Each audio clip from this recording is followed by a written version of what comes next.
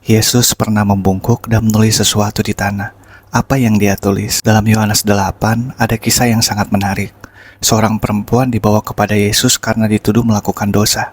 Orang-orang Farisi berkata, menurut hukum Taurat perempuan ini harus dihukum. Bagaimana pendapatmu? Tetapi mereka sebenarnya bukan mencari jawaban. Kalau Yesus berkata hukum dia, mereka bisa mengatakan Yesus tidak penuh kasih. Kalau Yesus berkata ampuni dia, mereka bisa menuduh Yesus melawan hukum Tuhan. Tetapi yang dilakukan Yesus justru mengejutkan. Dalam Yohanes 8 ayat 6 berkata, Yesus membungkuk lalu menulis dengan jarinya di tanah. Namun yang menarik, Alkitab tidak pernah mengatakan apa yang Yesus tulis. Karena itu sepanjang sejarah ada beberapa pandangan menarik tentang apa yang ditulis oleh Yesus. Pandangan yang pertama, Yesus mungkin menulis tentang dosa orang-orang yang menuduh perempuan itu. Beberapa penafsir percaya bahwa Yesus sedang mengingatkan orang-orang itu tentang dosa mereka sendiri. Mengapa? Karena mereka sangat fokus melihat kesalahan perempuan itu. Hal ini sangat dikaitkan dalam Yeremia 17 ayat 1 yang berbicara tentang dosa yang tertulis. Pesannya adalah, sebelum kita menunjuk kesalahan orang lain, kita juga harus memeriksa kehidupan kita sendiri. Itulah sebabnya Yesus berkata, barang siapa di antara kamu tidak berdosa, hendaklah ia yang pertama melempar batu, dan akhirnya mereka pergi satu persatu. Pandangan yang kedua, Yesus sedang menunjukkan hubungannya dengan hukum Tuhan. Beberapa ahli melihat ada hubungan menarik dengan kisah Musa. Dalam perjanjian lama,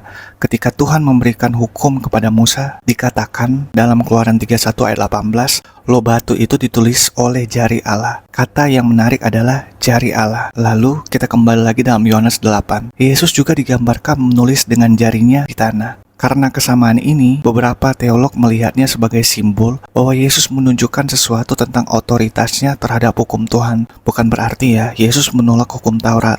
Yesus itu sangat menghormati hukum Taurat. Tapi masalahnya adalah orang Farisi hanya melihat hukum sebagai aturan untuk menghukum orang yang bersalah. Mereka melihat orang ini berdosa, orang ini harus dihukum. Tetapi Yesus menunjukkan bahwa hukum Tuhan memiliki tujuan yang lebih dalam. Orang ini berdosa, orang ini perlu ditegur, orang ini perlu bertobat dan dipulihkan. Yesus tidak mengatakan dosa ini tidak masalah, tapi Yesus menunjukkan manusia yang berdosa masih bisa mendapat pengampunan dan kesempatan untuk berubah. Pandangan yang ketiga adalah, mungkin isi tulisan ini memang tidak menjadi fokus utama. Ada juga ahli yang berpendapat bahwa Tuhan tidak menjelaskan tulisan ini karena pesan utamanya bukan tentang apa yang tertulis di tanah. Pesannya adalah pada tindakan Yesus. Perempuan ini dikenal karena kesalahannya. Dia berdiri dalam keadaan malu dan dihakimi. Semua orang melihat masa lalunya. Tetapi ketika dia bertemu dengan Tuhan Yesus, dia menerima kesempatan baru. Dia tidak dihancurkan oleh keadaannya dan dia dipanggil untuk berubah. Yang harus kita perhatikan di sini adalah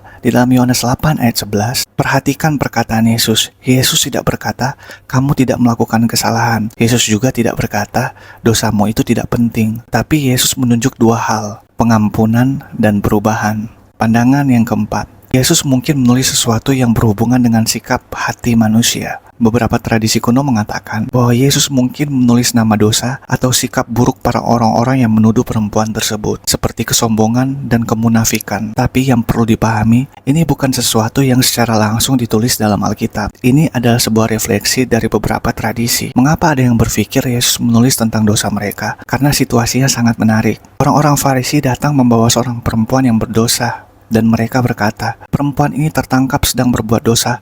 Apa yang harus dilakukan? Mereka terlihat seperti membela kebenaran. Tapi sebenarnya mereka memiliki masalah lain. Mereka ingin menjebak Yesus. Mereka ingin mempermalukan perempuan tersebut. Mereka merasa lebih benar daripada orang lain. Jadi masalahnya bukan hanya tentang perbuatan dosa perempuan itu, tetapi juga tentang sikap hati orang-orang yang menghakiminya. Bagaimana mungkin Yesus menulis dosa mereka? Alkitab tidak mengatakan secara langsung Yesus menulis nama seseorang, daftar dosa mereka, ataupun kata-kata tertentu. Jadi kita tidak dapat mengatakan itu adalah sebuah fakta pasti. Namun sebagai sebuah tafsiran, ketika Yesus menulis di tanah, dia membuat mereka berhenti sejenak dan berpikir. Mereka datang dengan batu di tangan mereka, tetapi Yesus mengajak mereka melihat hati mereka. Seolah Yesus berkata, kalian sedang melihat kesalahan orang lain, tetapi apakah kalian sedang melihat kondisi hati kalian sendiri? Jadi, apa yang sebenarnya yang Yesus tulis di tanah? Kita tidak tahu pasti, tetapi mungkin pesan terbesar dari kisah ini bukan ada pada tulisan yang hilang itu, melainkan pada tindakan Yesus.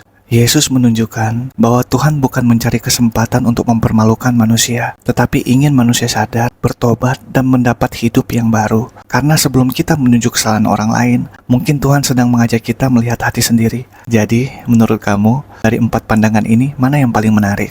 Tuhan Yesus memberkati. Shalom.